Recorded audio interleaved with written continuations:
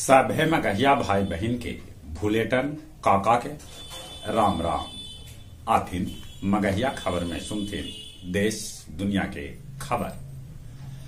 आज शारदीय नवरात्रा के तीसर का दिन है। भक्त सभे करतन माता चंद्रघंटा के पूजा। मध्य प्रदेश में कांग्रेस आज जारी कर सका है अपन घोषणा पत्र। कांग्रेस मिजोरम विधानसभा लेल 39 उम्मीदवार के लिस्ट जारी करेल। बिहार सरकार के नया व्यवस्था मुताबिक 9 गो राजकर्मी के दिल गेल पदोन्नति। शोषित समाज दल के संस्थापक सदस्य लोक गायक धीरज ठाकुर न रहलन। निठारी कांड में कोली और पंढेरा के हाई कोर्ट बरी कर दिलक। दोनों के भेटाइल हल मौत के सजाए।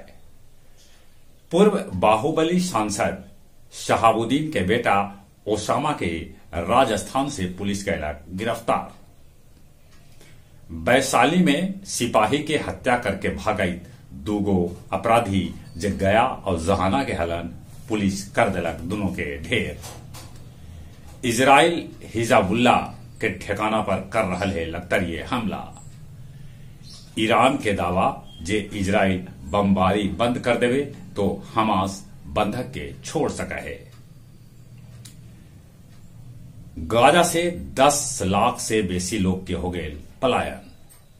इजरायली पीएम नेतन्याहू फोन पर रूसी राष्ट्रपति पुतिन से कैलन बातचीत।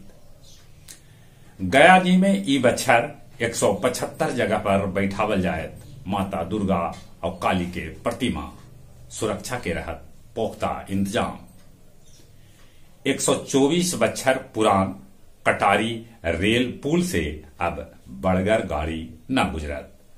सेवानिवृत्त शिक्षक संघ गया डीओ कार्यालय के कैल तालाबंदी।